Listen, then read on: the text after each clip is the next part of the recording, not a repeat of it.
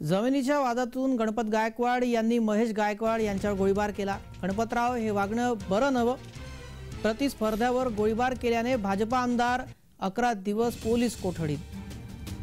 गणपत गायकवाड यांना 11 दिवस पोलीस कोठडी सुनावण्यात आलेली आहे।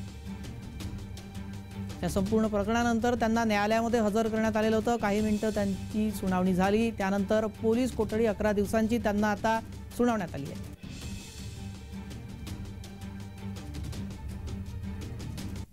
ये था decision, so they have said that let the accused produce before the court for the fair consideration of the remand. Sir, Ganpat Gaikwad ने कोर्ट के सामने आरोप भी लगाया पुलिस को जांच पे। कुछ नहीं, कोई आरोप नहीं लगाया, कुछ नहीं हुआ। There is no allegation against anybody.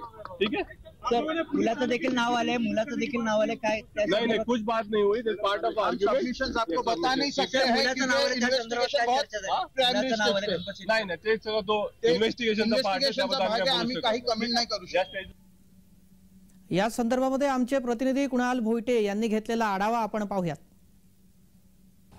उल्हासनगरमधील hill line police स्टेशनमध्ये वरिष्ठ पोलीस निरीक्षकाच्या केबिनमध्ये गोळीबार झाल्याची घटना समोर आली। भारतीय जनता पार्टीचे आमदार गणपत गायकवाड यांनी शिवसेनेचे पदाधिकारी महेश गायकवाड यांच्यावरती गोळीबार केला। तब्बल 10 राऊंड जे आहेत ते महेश गायकवाड यांच्यावरती फायर करण्यात आले। यानंतर महेश गायकवाड हे जखमी झाले। त्यांची तातडीने रवानगी ही ज्युपिटर हॉस्पिटलमध्ये करण्यात आली। त्यांच्यावरती शस्त्रक्रिया करून 6 गोळ्या ज्या आहेत त्या त्यांच्या शरीरातील काढण्यात आल्या। त्यांची प्रकृती अद्यापही चिंताजनक आहे। मात्र ज्यावेळेस पोलिसांना कायदा सुव्यवस्थेचा प्रश्न निर्माण होणार असं वाटू लागलं, त्यावेळेस गणपत गायकवाड यांची रवानगी थेट कळवा पोलीस स्थानकामध्ये करण्यात आली।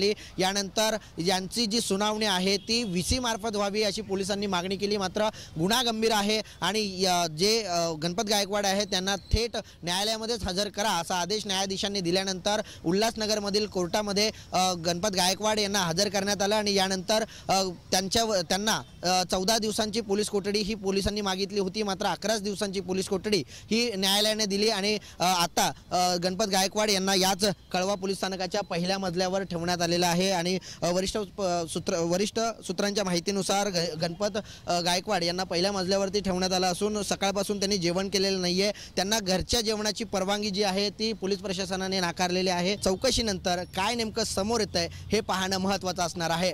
व्हिडिओ जर्नलिस्ट नित्यानंद नाईकसह कुणाल भोईटे, जय महाराष्ट्र न्यूज, ठाणे।